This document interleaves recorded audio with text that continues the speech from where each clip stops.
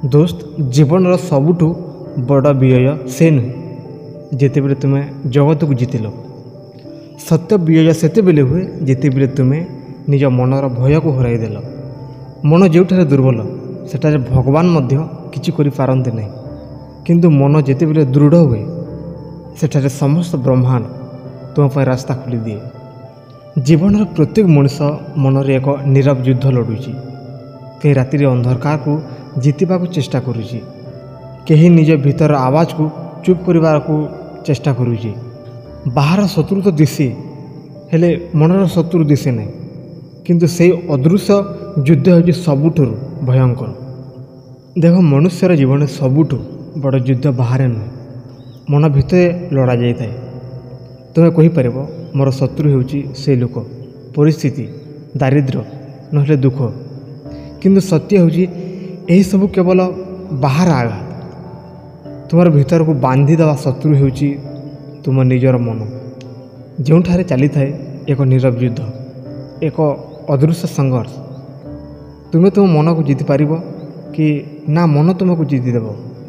मन के तुमको उठाई पर्वत शिखर पहुँचाई दे पारे, कि ताहा तुमको गभीर अंधकार रे गर्तरे धक्का दे फिंकी दे पारे। आज प्रश्न होची ए युद्ध रे तुम्हें अस्त्र कौन? तुमर इच्छा शक्ति, तुमर विश्वास, तुमर संकल्प, ना तुमर भय, तुमर गोल जाल और तुमर हार मानिबा बना। जिते बेले जीवन आमको आघात कर देह हारे नहीं, मन हारे।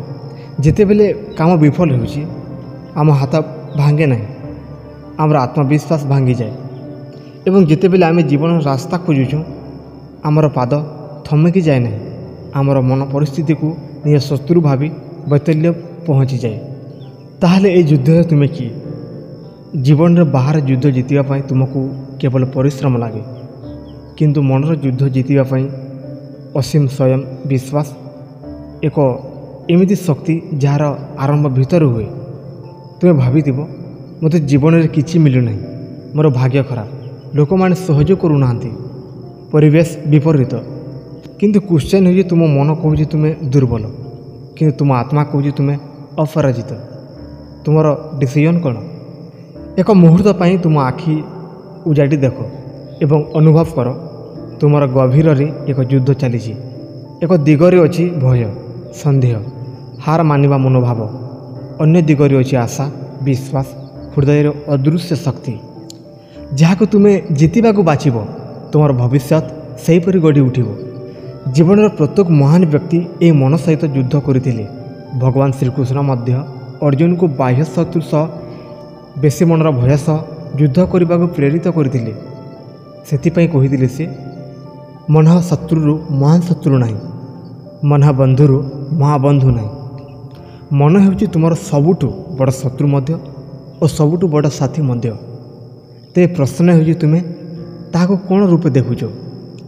तुम मन को हारीगले बाहर युद्ध के जीति पार ना। तुम्हें मन को जीति पारे बाहर समस्या क्षुद्र परीक्षा नहीं जीव। आज तुम्हें कहीं व्याकुल हो, कहीं चिंतित हो, कहीं मन में अशांति अच्छी, कारण तुम्हें बाहर लोक, बाहर परिस्थिति, बाहर फल को प्रभावित हो। किंतु तुम्हें जदि मनरू निज शक्ति को जागृत कर दियो तो बाहर जगत तुमको सम्मान करने को बाध्य हो। मन हो एक अदृश्य युद्ध क्षेत्र। एते सूर्य उदय हुए आशार आकाश रे, किंतु मेघ आसे निराशारे। केबे एठी हस फुटे तापर मिसीजे निश्वास शब्द रे। यह एमिति एक युद्ध जहाँ ना अच्छी घोषणा, ना अच्छी सांग, ना अच्छी साक्षी, किंतु ये युद्धर विजय किंबा पराजय तुमर संपूर्ण जीवनर भविष्य को डिसीजन कर देउछि। जेते बेले तुम्हें निज जीवन संघर्ष सहित एकाकी लड़ुच सेते बेले तुम निराशा बसी जाए। सेठारे लुचि थाए अदृश्य आशा। तुम्हें जेते बेले कांदुच ताहारु केवल लुह कढ़े नहीं, ताहारु बाहर तुम भितर भावनार ज्वलंत सत्य। किए देखुची, किए बुझुची, कहीं नहीं, किंतु तुमर मन तुमको सबू देखाए, सबू शुणाए, सबू भोग कराए। जिते बेले तुम भीतर भावुच मु हारीगली, मो पाई किछि और नहीं, सेते बेले तुम मन को दुईटी पथ देखाए। प्रथम पथ होउची पलाई जीवार, ଯେଉଁଠାରେ ତୁମେ ଧୀରେ ଧୀରେ ନିଜ ଜୀବନର ସବୁ ଦ୍ୱାର ବନ୍ଦ କରିଦିଅ।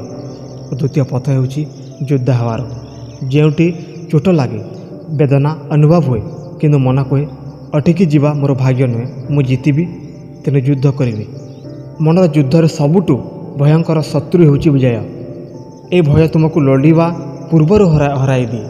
ତୁମେ ଜାଣ କି ନ ଜାଣ, ପୃଥିବୀର ସର୍ବଶ୍ରେଷ୍ଠ ବୀରମାନେ କେବେ ଭୟ କରିନଥିଲେ ତାହା ନୁହେଁ, ସେମାନେ ତାଙ୍କର ଭୟକୁ ଜିତିବାକୁ ଶିଖିଥିଲେ।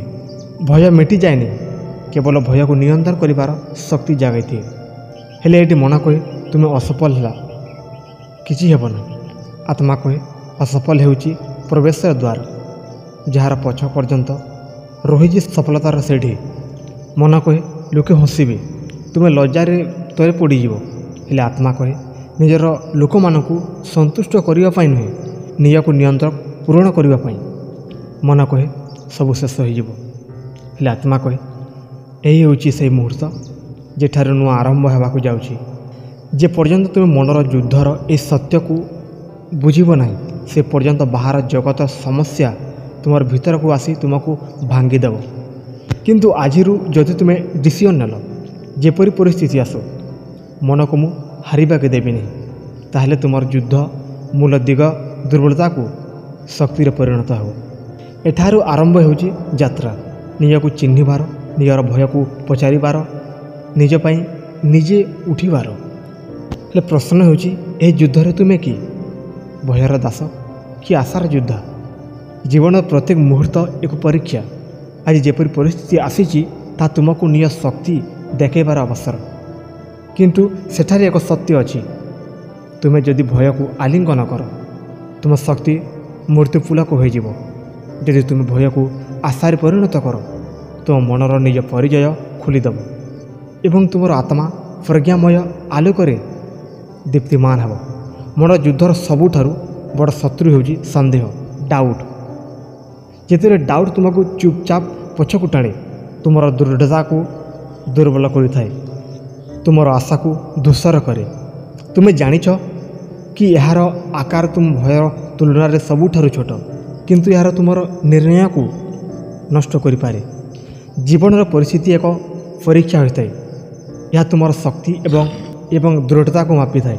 ଆଜି ତୁମେ ଯଦି ମନରେ ଏହି ପରୀକ୍ଷାରେ ସତ୍ୟକୁ ଗ୍ରହଣ କର, ତୁମେ ଜାଣିପାରିବ ତୁମେ ତୁମ ଭୟ ଓ ଡାଉଟ୍କୁ ଜିତିବାର ଶକ୍ତି ରଖିଛ। ହେଲେ ଏଠି ମନ କହେ ତୁମର କ୍ଷମତା ଛୋଟ, ତୋର ଭବିଷ୍ୟତ ଅନିଶ୍ଚିତ। ହେଲେ ଆତ୍ମା କହେ ତୁମର କ୍ଷମତା ଅସୀମ, ତୁମର ଭବିଷ୍ୟତ ସେହିପରି ତୁମର ସଂକଳ୍ପ ଉପରେ ନିର୍ଭର କରେ। ଏହି ଯୁଦ୍ଧରେ ତୁମ ପାଇଁ ଏକ ମହାନ ଶିକ୍ଷା ଅଛି। ଜୀବନର ସମସ୍ତ ଝଟକା, ଦୁଃଖ, ଭୟ ବଢ଼ାଇବା ପାଇଁ ନୁହେଁ, ତୁମର ଶକ୍ତିକୁ ଜାଗୃତ କରିବା ପାଇଁ। ତୁମେ ଭାବିଥିବ ମୁଁ ଏହି ଯୁଦ୍ଧରେ ଅନେକ ହାରିଛି। ହଁ, ମୁଁ ଅସଫଳତା ସମ୍ମୁଖୀନ ହୋଇଛି, କିନ୍ତୁ ଏହା ମୋତେ ଭୟଭୀତ କରିନାହିଁ। ମୁଁ ଜାଣିଛି ଯେ ପରିସ୍ଥିତି ଆସିଛି, ସେ ପରିସ୍ଥିତି ମୋତେ ଶକ୍ତି ଦେଉଛି, ମୋତେ ନୂଆ ସମ୍ଭାବନା ଆଣିଛି। ମନର ଯୁଦ୍ଧରେ ସବୁବେଳେ ଦୁର୍ବଳ ଦିଗ ହୋଇଛି ଆଶାର ଅଭାବ। ଯଦି ତୁମେ ଆଶା ହରାଇ ଦିଅ, ତୁମର ସ୍ୱପ୍ନ ଧୂସର ହେବ ଏବଂ ସବୁଠାରୁ ସଶକ୍ତ ଦିଗ ହେଉଛି ତୁମର ବିଶ୍ୱାସ, ନିଜକୁ ବିଶ୍ୱାସ କରିବା। ଯେତେବେଳେ ତୁମେ ନିଜକୁ ବିଶ୍ୱାସ କର, ତୁମର ମନର ଯୁଦ୍ଧ ଏକ ଅସାଧାରଣ ଶକ୍ତିରେ ପରିଣତ ହୋଇଯାଏ। ମନର ଯୁଦ୍ଧରେ ସମାଜ ଏକ ଶକ୍ତିଶାଳୀ ଶିକ୍ଷକ। ଯେତେବେଳେ ତୁମେ ଦୀର୍ଘ ସମୟ ଭୟ ଏବଂ ଡାଉଟ୍ ସହିତ ଲଢ଼ିଛ, ସେତେବେଳେ ତୁମର ଶକ୍ତି ଶାନ୍ତ ହୁଏ, ନିଜର ମୂଳ ଶକ୍ତି ନିଜ ଆଲୋକରେ ଆସିଥାଏ। ଏ ଭିତର ଯୁଦ୍ଧକୁ ସଫଳତା କେବଳ ନିଜ ଆତ୍ମାକୁ ସୁନିଶ୍ଚିତ କରିବାକୁ ନୁହେଁ, ଏହା ତୁମର ପରିବାର, ସମ୍ପର୍କ ଏବଂ ସମାଜରେ ଏକ ନୂଆ ଉଜ୍ଜ୍ୱଳ ଆଲୋକ ଆଣିଥାଏ। ମନର ଯୁଦ୍ଧର ଏହି ଅନ୍ତରଙ୍ଗ ଦୃଶ୍ୟ ତୁମକୁ ପ୍ରଶ୍ନ କରେ ଯେ ତୁମେ କିଏ, କ'ଣ ଚାହୁଁଛ, ଭୟର ଦାସ କି ଆଶାର ଯୋଦ୍ଧା? ଏବେ ତୁମର ପଛରେ କୌଣସି ଏକ୍ସକ୍ୟୁଜ୍ ନୁହେଁ। ତୁମେ ନିଜର ଶକ୍ତିକୁ ଚିହ୍ନିବା ପାଇଁ, ନିଜ ମନକୁ ଜିତିବା ପାଇଁ ଏ ମୁହୂର୍ତ୍ତରେ ଡିସିସନ୍ ନେବା ଦରକାର। ତ ଦୋସ୍ତ, ମନର ଯୁଦ୍ଧରେ ଆଜିର ଅନ୍ତିମ ମୁହୂର୍ତ୍ତରେ ତୁମର ସମ୍ପୂର୍ଣ୍ଣ ଜୀବନ ତୁମ ନିଜ ହାତରେ ରହିଛି। ଏଠାରେ କୌଣସି ସର୍ଟକଟ୍ ନାହିଁ, କୌଣସି ଅସଲି ସର୍ଟକଟ୍ ନାହିଁ, କେବଳ ଏକ ସତ୍ୟ ଅଛି। ତୁମେ ଯଦି ମନର ଭୟକୁ ହରାଉଛ, ତେବେ ତୁମର ବାହାର ପରୀକ୍ଷା ତୁମ ପାଇଁ ସହଜ ହେବ। ଏଠି ଆସିବ ତୁମ ପାଇଁ ଅନେକ ହାର, ଅନେକ ଦୁଃଖ, ଅନେକ ଡାଉଟ୍ ଦୂର କରିବାକୁ ହେବ। किंतु ए समस्त हार तुमको देखाई तुमर शक्ति असीम। तुमर आशा अदृश्य नुहे, या केवल तुमर मन को परीक्षा करने को रही। मन कहूँ तुम्हें असमर्थ, तुमर स्वप्न असंभव। आत्मा कहूँ तुम्हें शक्तिशाली, तुमर ड्रीम संभव हो एवं तुमर प्रत्येक पदक्षेप तुमको से संभावना को नहीं आनीज। एठारे निजर भय को नजर रे देखिबा परे तुम जापर तुमर मन भय नुहे, तुमर शक्ति स्वयं होउची। तुम जिते बेले या स्वीकार कर सेते बेले तुम जीवन सबू परीक्षा तुम पाई अनुभव और शिक्षा देव। सफलता एठी नुहे जिते बेले तुम देश को लोकों को किंबा अन्य को प्रमाण कर। सफलता होउची जिते बेले तुम निजर मन को जीतवा, निजर भय को नियंत्रण करवा एवं निजर आत्मा को स्वतंत्र करवा। एवं तुम पाखरे एक अविश्वास शक्ति अच्छी, निजर मनर युद्ध शक्ति। तुम जदि ए शक्ति को सचेतन भाव व्यवहार कर तेबे तुमर समस्त स्वप्न प्रकृति परिणत हो। समस्त मनर दुख, अनिश्चयता, डाउट एवं भय को तुम्हें निजर संकल्प पर परिणत कर। जेपरि तुम्हें यह कर सेपरि तुम्हें निजपाई जीवन एक नुआ आरंभ, एक नुआ आलोक रूप में देखिब। मनर युद्ध तुम्हें हारीगले से हार तुमको जीवन को धला देजिब। मनर युद्ध रे तुम जीतिले से जीत तुमर समस्त शक्ति, समस्त संघर्ष, समस्त दुख को आलोक परिणत करदेव। ताले दोस्त आज निज को प्रतिज्ञा करवा, मु मनर युद्ध रे भय को हराई देवी, निजर आशा को जीतिपी एवं निज जीवनर निज नियमित निर्माता हेबी। मो जीवन मो हाथ में अच्छी। यह हेउची मनर युद्ध।